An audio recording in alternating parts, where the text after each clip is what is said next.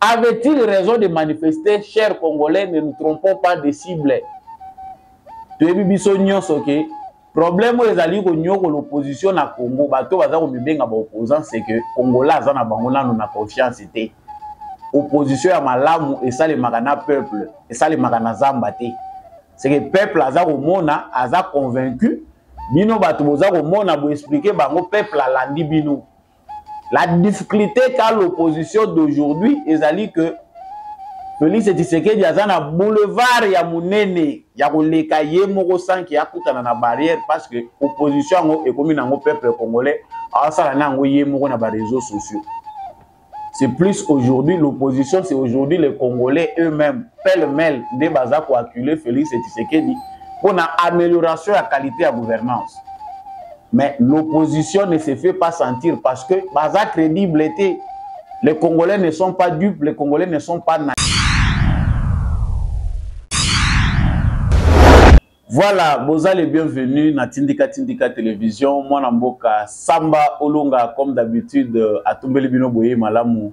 Na Tindika Télévision, c'est toujours votre humble serviteur Samba Olonga de père et de mère. Merci na Yom Tobeti Libaku Malamu Yakolandanga Netando Oyo Soki Penda Okuta ine longi na ngai wa preshaka banalise pe ba commentaire ya Samba Olonga pona actualité à République démocratique du Congo. Veuillez liker cette vidéo, partager à mon voisin. Abonnez-vous, laissez un commentaire. Yebisa biso depuis wapi. Yo ozali kolanda biso à travers République démocratique du Congo depuis wapi. Ozali kolanda biso à travers les mondes. Nalobaka toujours avant la bande émission que justice yanzambe iratakate. Justice Yanzambe motomoko te a échappaka na contrôle nango ezali parti à plaisir te ezapé sentence te pona ko katela bato baza ko sala mabe etumbu mezali kaka rappel à l'ordre mokolango ba kotuna yo oyo kaka mongongo ya Samba Olonga te justice Yanzambe ezalaka ko sala mabe te ozokanisa que bato bazo mona yo te ko sala pe mabe te ko kanisa que oza yanke omonela bato nyonso. D'une manière ou d'une autre, yo za kosa la mabe na yo, yeba yango peke etumbu na yo. Même dans l'au-delà, tu ne reposeras jamais en paix. Bana musu baza ko souffrir le likolo mabe ya batata na bango. Lona malamu pour même ba génération na yo future, ba yeba pe ko buka malamu oyo olonaki. Voilà rapidement toza kokota na mama na likambo, c'est-à-dire actualité nde yango penda mutu esangisaka biso actualité ya yambo ezalaki. Lolenge oyo mukamate Denis Kambale, Denis Sesanga na loba Denis Kambale ya bato. Denis Sesanga akangamaki kasi ba musuba monaki yango na lolenge ya malamu te. Marche ya organizaki pona ko contester initiative ya tata mokonzi ekolo ya kolinga ko changer constitution. Marche wana ezalaki avorter pe ye moko basimbaki na bilamba lo wa moyibi bato bele baza indigné ba mususu balobi azui. Et ça, la police procédaka. Nani aza na raison, nani aza na tort. Toyoki bato de tous côtés, bazali penda ko s'indigner Martin Fayulu na ngambu na ye azali ko funda Félix Tshisekedi et pas ya pasteur Roland Dalo. Je cite Martin Fayulu, ye azali koloba. J'en appelle au pasteur Roland Dalo pour rappeler à Félix Tshisekedi que l'orgueil et l'arrogance mène inévitablement à la chute. Il accomplit actuellement son second et dernier mandat fraudulé. Cela suffit qu'il cesse de jouer avec le feu, car d'autres Africains, d'autres en Afrique en ont payé les prix. C'est-à-dire Félix Tshisekedi, Lolendo, na arrogance ya zanango esengeli atika yango wana ezali malobaya. Martin Fayulu Madidi Yé Moutouazali Kosenga na pasteur ya Félix Tshisekedi, président de la République, a interpellé conscience ya moko ya ba fidèle na ye, topé moko ya bana na ye, ya molimo. Martin Fayulu a-t-il raison ou tort? Nous en parlons dans cette émission. Ba voix ezali ebele notamment ya Néhémie Moulania, porté disparu mais azali kobima chaque fois qu'actualité ezali. Ya lobby le pays est définitivement sous la loi martiale.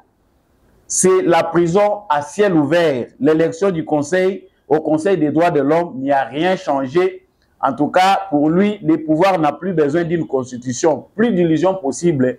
Adieu la démocratie. Pour Nehemi Milania, Namboka o Félix Tshisekedi a dirigé démocratie et si ekufi constitution ezalakate. To kolobelango na kati ya émission na biso ya mokolo ya lelo ya mbote to suki se sengeli to yeba ete interview au moment Judith Soumino asalaki elukeli makambo na ba détracteur na ye bato bazali kobanza ke mwasi akoyi kokambate comme première ministre na ekolo Congo bamoni penda nzela pona kofina ye tokozongela pe likambo interview wana pona koyeba nini penza elekaki na makambo oyo mama Judith Soumino alobaki na interview lui accordé na ba journaliste ya TV5 Monde wana nde ba sujet oyo ngai na bino tozali ko partager tout de suite na cadre ya émission oyo na tombeli bino encore une fois de plus boye malamu na kati ya etando oyo soki oyo ki pena mongongo ya Samba Olonga elakisi liker partager vidéo oyo pe ko bosana te ko tikela biso commentaire ko yebisa biso depuis wapi ozali kolanda biso na République démocratique du Congo pe wapi ozali kolanda biso à travers le monde. Wazalendo na motema FARDC na motema comme d'habitude.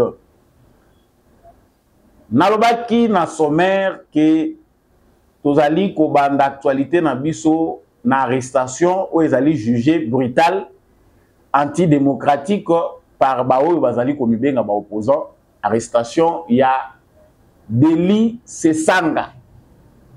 Deli Sesanga moko ya bayi opposition azwaki mukamate lobby ba benda ke lokola mwana muke na ba pantalon na ye ata mwana muke ba benda ka été parce que ça na ba droit na ye en tout cas pour ceux qui se disent être de l'opposition ba monaki yango ezali atteinte aux droits humains en tout cas ezali ko respecter procédure ya démocratie kasi toyeba akendaki ko luka nini na balabala nini esalaki ki a se retrouver na balabala ba policier bakangaki ye pona nini ya liboso toyeba ezali que Deli Sesanga azali parmi bato oyo bazali ko s'opposer na initiative ya président Félix Tshisekedi ya ko changer constitution ye alobi baza d'accord na ngote batikela Félix Tshisekedi a briguer troisième mandat bango déjà ba réduire initiative wana na souci ya Félix Tshisekedi ko luka ozwa mandat mususu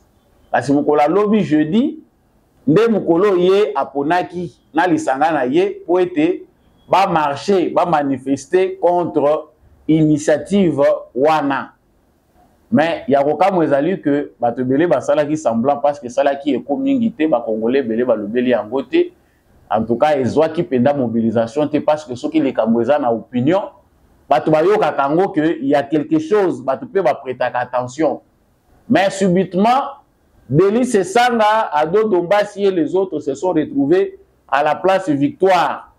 Bazako Luka ont manifesté. Avait-il informé les autorités urbaines ou l'autorité urbaine? Est-ce que Bakomagi Mukanda, en tout cas selon Jacquemin Chabani, Mukanda, Bango Bamonaki Angote, mais Bango Balobi, Bakoti Saki Mukanda, on a informé que Bango Bazo manifesté contre troisième mandat à Félix Tshisekedi, tout fait changement. Il y a constitution. Donc, il y a un malentendu ou il y a soit confusion entre Oyo, ba autorité urbaine, Bazali Koloba, Oyo, ministre intérieur, Azali Koloba, na Oyo, Deli Sesanga, Azali Koloba. Les images, nous les avons tous vues.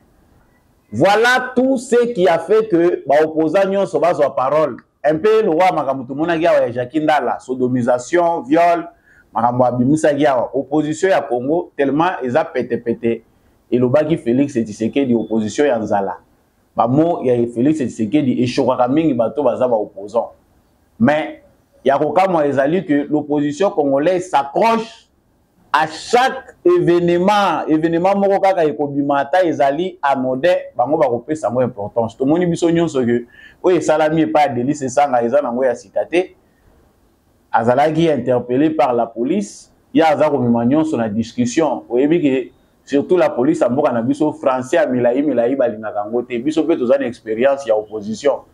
La police na biso onire bazalaka na kanda ya français. Soko la kisi ba oyo za boye biming. nde esika baridiculizaka bato. Denis esanga toyebi que diarrhée verbale azalaka nango bato bazalaka na lopoto mwa orgueil oyo akompagnaka biso na Congo esalaka ondire déjà aussi obongi aussi ozwi vie. Ntango ye azoluka alekisa mayele bapolisier bamoni ke non loloko ozoyoka te zela totoka yoka sipoke yokela kuna. Il a été gardé pendant 1 heure. Babeti ye te azwi likofi te azoki te eloko moko te après baliberaki ye azongi pe na mutuka na ye sans problème azalaki gardé na commune ya Kalamu. Mais cela avait déjà fait l'objet de plusieurs réactions. Moïse Katumbi, Martin Fayoulou, les agents et défenseurs et droits de l'homme, balobi non, ils sont insupportables, bakoye ko kangadeli c'est ça ngate non. C'est lui qui mboka na biso to wuti musika, ils ont na ba événement au tali bolobi te. Lobi ezalaki boyete, lobi c'était plus pire. Soko tali mutu ya Martin Fayoulou, to éviter soki pe loko wane créer la vie problème. Totali makambo Martin Fayoulou akutana nango na marche na époque Joseph Kabila. Totali na lelo komona ke différence ezali. Yekutu batoki ndenge wana, il n'a fait qu'une heure après ba libérer na bango ye batiki. Il y a une nette différence. Donc oui, peut quand même qu'on se féliciter na moi ki wana. O ezaki oko manifester ozongi ne peut bien. Fayoulou alingaka kufa lisu. Soto bimisi ba photo wana ya kotala vieux Martin Fayoulou ndenge gaz ebetaye pene ya lisu. Mutu ekomi munena lo wa trombonion. Tolobake moi qui ezali. Donc Denis Esanga doit encore accélérer ba cours et apprentissage ya opposition. Ndenge nini esengeli ko sala marche za la réussite. Wana nakanisi que bato bazali disposé ba oyo mususu ba yebaki opposition bien bato po Denis Esanga aza mingi na expérience ya balabala te. Ye expérience aza nango eza expérience ya zamba. Aza lokola ba politicien oyo bango opposition na bango basailaki yango mingi na bakalashikov na bazamba babomisaki bandeko na bango. C'est différent de l'opposition oyo IDPS asalaki melite bichetite kaka na balabala. Etienne Tshisekedi soka a lancé mot d'ordre Kinshasa Mobimbe Koti Maline. Il y a encore du chemin à faire pour avoir une opposition saine, républicaine, valable na kati ya République démocratique du Congo. Avait-il raison de manifester, chers Congolais, ne nous trompons pas de cible. Le problème de l'opposition à Congo, c'est que Congolais ont confiance. Opposition à Malamu et ça les magana peuple, et ça les magana zambate. C'est que le peuple a convaincu, bino batuboza komona bo expliquer bango peuple a landi bino. La difficulté qu'a l'opposition d'aujourd'hui est que Félix Tshisekedi a un boulevard ya munene ya koleka ye moko sanki ya kutana na barrière parce que opposition est comme nango peuple congolais a sala nango ye moko na ba réseaux sociaux. C'est plus aujourd'hui l'opposition, c'est aujourd'hui les Congolais eux-mêmes pêle-mêle de baza pour acculer Félix Tshisekedi pour une amélioration de la qualité de la gouvernance. Mais l'opposition ne se fait pas sentir parce que baza crédible était. Les Congolais ne sont pas dupes, les Congolais ne sont pas naïfs. Pour na ko zwali susu bato bilongi ya bato belo bazali ko benga malelo ba opposant. Congolais yebi balamu ki bazali ba farceur. Et c'est ce qui fait que Félix Tshisekedi lui va s'imposer facilement. Et vu aussi les résultats des dernières élections, vu la majorité confortable à Zanango na Katia. Assemblée nationale, na Sénat, na Parlement de manière générale, Félix Tshisekedi azali pendant la barrière était face à Likambo Bandegonabiso bazali kokote na balabala. Est-ce que la rue peut facilement changer la donne? Balabala ekoki ko empêcher Tshisekedi à changer constitution, c'est presque improbable. Est-ce que les Congolais qui viennent à peine de voter Félix Tshisekedi massivement, est-ce que crise sociale ekoki ko empêcher bango et ko sala ke ba se désolidariser na Tshisekedi? Voilà la question que devaient se poser les opposants. Bo vandisi yango bokoti pena réunion. Mais le rôle baza na pensée républicaine était bolingwa mboka pe ezate na kati na bango. C'est une opposition de sabotage. Il faut qu'on détruise mboka pona ko tchati Tshisekedi pression azonga sima. Et loko ya kosala ya malonga ezate. Martin Fayoulou alembi alobi en tout cas papa Roland Dalo yo mutozana mwana na yo Félix Tshisekedi pembeni benda ye matoi parce que akomi kolekisa. Naza ko souligner ba mona rouge. Martin Fayoulou alobi, j'en appelle au pasteur Roland Dalo pour appeler à Félix Tshisekedi, rappeler à Félix Tshisekedi que l'orgueil et l'arrogance mènent inévitablement à la chute. Il accomplit actuellement son second et dernier mandat frauduleux. Il faut souligner qu'on a rouge. Cela suffit qu'il cesse de jouer avec le feu, car d'autres en Afrique en ont payé les prix. François Fayoulou qui ceux qui ont fait constat le rôle français en malam. Donc Martin Fayoulou, j'avais souligné pour lui à l'objet Tshisekedi Aza orgueilleux et Aza arrogant. Mais total peut vivre Martin Fayoulou. On peut déjà voir que Moussapio Yazola qui s'appelle Félix Tshisekedi yango moko makambo ezozongela pays moko d'une certaine manière. Quand Martin Fayoulou pense que Tshisekedi est arrogant et orgueilleux parce qu'à ça a annoncé initiative naie à changer constitution. Mais lui-même Martin Fayoulou en 2018, Félix Tshisekedi il a tendu la main. À l'objet na lingine de Martin Fayoulou. L'orgueil de Fayoulou a fait qu'il n'a pas vu cette main tendue. Au bon moment, Martin Fayoulou a profité qu'il n'a goûté. Jusqu'à ce que popularité il y a circonstance, popularité basée sur la trahison, le jeu politique, et disparaître, le Martin Fayoulou est devenu l'ombre de lui-même. Bateau va fabriquer qui Fayoulou va payer carrure nationale, bangonyo so va disparaître dans la nature, ba mususu ba communauté Tshisekedi, ba mususu ba zalelo ba opposant. Ils ne peuvent plus même Nando Toko se retrouver derrière Fayoulou, bah, réclamant leadership na bango. Mais Fayoulou pense que Tshisekedi est arrogant. Élection à Ouattozo qui est une élection. Le même aventure de Fayoulou, Fayoulou a zongelian. A ABC Batou, Martin Fayoulou a ABC Batou que Bokendete na ba élection. T'as le roi en 2018. Bokendete na ba élection. Élection est triquée, machine à voter, on est machine à voler, ça c'était en 2018. À la fin de compte, c'est Martin Fayoulou qui était le premier à aller glisser les bulletins. Il y a urne. En 2023, même comédie politique. Toujours l'inconstance. Non, Kadimate, tous ces gens ici étaient unis. Bazala qui bloque, y compris les catholiques et les protestants. Balobindenge toza awa, tolingi les sous Tolingi Denis Kadimate parce que l'élection vous a triqué. Ils ont fini par aller tous aux élections. Martin Fayoulou, dans le moment où il y a des élections à l'objet, il y a des élections. Dans la carte, Martin Fayoulou, le colo à côté pate panama pata. Tu peux bien orgueil et arrogance. Orgueil et arrogance, il y a Fayoulou, il n'a aucun député aujourd'hui. Bado Dombash Oyo Bazalaki na Fayoulou, lelo bakima na simanaye. Prince Penguet aujourd'hui chômeur, alors qu'il a la tête député provincial. Na moi batu ya moko batikali baza ko croire na lamuka o eza ya vide eza sous melo na katité. Fayoulou pouvait avoir même 2 ou 3 députés. Mais le colo ya Lolendo azo kanisa kaza mutu munene njo kaza eloko te. Fayoulou s'est retrouvé sans député national.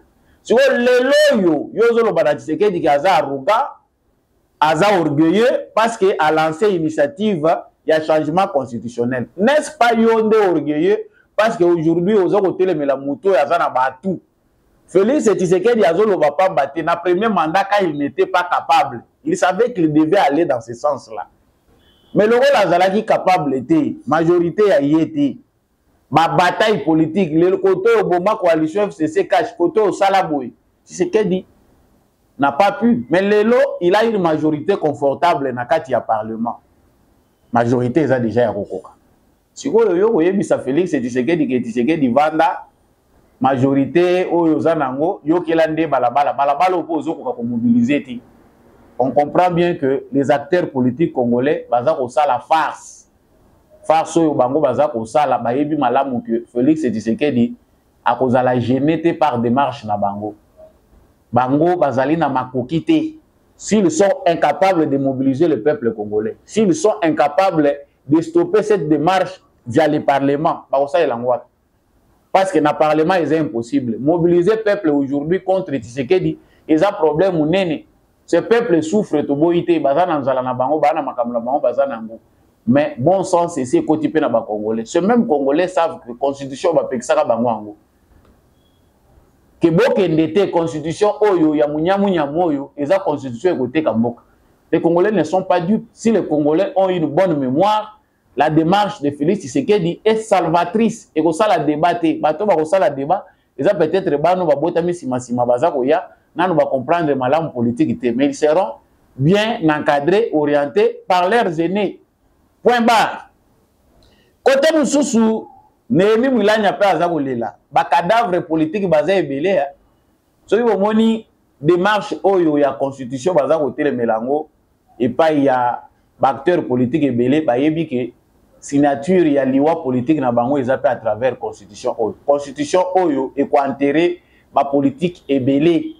Ba yebi ke cette constitution qui prête toujours à confusion. Cette mauvaise organisation politique de notre pays ezali ko permettre que catégorie moko ya bato ba ko zalata ba bourgmestre te na ba quartier. Tout peut ba chef ya quartier. Baza ko se retrouver, baza ko occuper ba fonction. Il faut tout stopper hémorragie oyo. Yango ebele baza ko télémer la constitution oyo. Ba miyebi que c'est la fin de leur carrière politique. Bozobe kozala lisusu te. Némi Mwilanya parce qu'on parle de lui. Alors le pays est définitivement sous la loi martiale. C'est la prison à ciel ouvert. Nathan Kabelezara prison à ciel ouvert. Ceux qui se sentent mal à l'aise savent qu'ils ont des choses à se reprocher. Bisona to sambisi binote bozole la prison à ciel ouvert. Mabe bino bosala na mboko basi ba sambisi bino. Ou vous pensez que parce que bosala qui passation de pouvoir na Félix Tshisekedi que tout est déjà pardonné sans qu'il y ait réparation et ça. S'il y a des gens qui doivent apprendre à cette terre, ils ont le roi Batou, le roi là Némi Mwilanya. Papa Hermoko silence Zabie Landaka Joseph Kabila. Jusqu'à ce qu'il a fui le pays, il est resté silencieux. Batumusu bazoye mutomayele. Pour silence yangwana nde vertu à silence. Vertu à silence c'est ça que soko zaka na calme na yo. Ato ozazo boko bimamayele. Yango Kabila bima mutu na mboko ya bima pe mutu bato bazo se référer na ye. Bien que à fond silence à Kabila quelque part ezwa ki ondire eza na sens. Mais biso bato to yebi. Tu dis que silence wana eza silence moko très y a trahison. Silence moko y a incompétence. Silence moko eza n'a rien à voir avec la réalité en beaucoup ya zaiko kamba. Na suki si awa na likambo ezali kolia mama na biso Judith Suminwa. Mama na biso Judith Suminwa asali débat oyo débat ko reye ko zalate. Azali premier ministre pour na batu mususu il fallait qu'il pas moi ça azala to payer pe il fallait qu'il azalate pour na mboko yo to yeba pe loko to lukakate batu nyonso bazalaka mabe sur les autres na délivrance na l'église nous avons des pasteurs parmi les pays qui ont un nombre exagéré de pasteurs na Congo pe chômage et bota ba pasteur koleka mais bato yo lelo toza koteleme la mama Judith Suminwa pona nini a pesi makanisi na ye par rapport ya changement ya constitution batuni ye mutuna kota akendaki makambo ya forum ya climat alobi que constitution ya mboka na biso yango moko déjà déterminé ndenge nini il faut ko réviser yango eza président te eza pengai te c'est la constitution elle-même a déjà déterminé eza na makambo to kolongola eza na makambo to kobakisa. Et là, peut-être que le maman Judith Suminwa qu'il faut être dans la peau aussi de sa famille politique. Penser à ta aux alliés, nani homme d'État, femme d'État, mais penser idéologique, il y a un côté où tu peux faire ça. Mais le rôle à lapsus, erreur, elle s'est trompée. À la place, il y a que article 218, il y a révision constitutionnelle, il y a lobby article 89. Qu'est-ce de résonance autour de la journalisme et beba na mboka na biso ezu yango et commission yango likambo moko éternel ayebi eloko te elle ne sait pas s'y prendre azako loba boye non les Congolais doivent aussi se repentir d'une certaine manière toujours kanisa que parmi biso tozana ba saint oyo tokotia soki batie mutu ko combattre ya azate ba mentalité à mabe na milimo mabe comme na mito ba Congolais même ceux qui ba tirer biso ba ange ba diriger biso les Congolais seront contre ces anges là ceux qui nzamba zaki na possibilité le sous ya kolata poso ya mutu aye tulunaki to sacrifier le lokola Yesu ba yuda ba sacrifier ye Laissons cette femme ici, tous observer, ezali, batu ya sika, o tous kozwa, na classe politique ya sika. Na renouvellement ya classe politique na biso, nous devons avoir de nouvelles têtes. Azana nous vierge politiquement, il faut tous ala na bilongi ya sika boye, ba s'adapter pe na mulunge na biso. Lobi tous ala na ba tête changer. Olia kozala na batu banda to uta mobutu bilongi moko. Et kopesa passe. Émission na biso mokolo lelo et komi penza na suka Samba Olonga de père et de mère. Apesi bino matondo mingi ndenge bozalaki ebele ya kolanda biso na actualité otokabolaka na bino soki oapresaki yango like pe partager yango matondo na équipe technique ya Tindika télévision ndeko kapaya na ndeko rabile mabasalaki ete émission oyo ekoma na bitando na bino. Merci mingi na mwana mboka Rifin Kisombe pe ba nyonso oyo bolingaka Tindika télévision ngai wa bino Samba Olonga. Napesi bino matondo mingi, continuez à échanger, partager avec nous, soutenez-nous, tokutani prochainement na émission Moussousou.